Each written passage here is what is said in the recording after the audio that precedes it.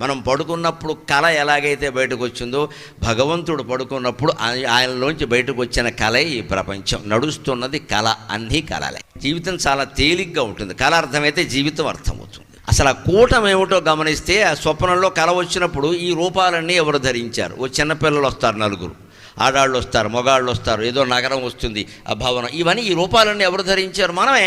ఇంకెవరున్నారు? పడుకున్నవాడే.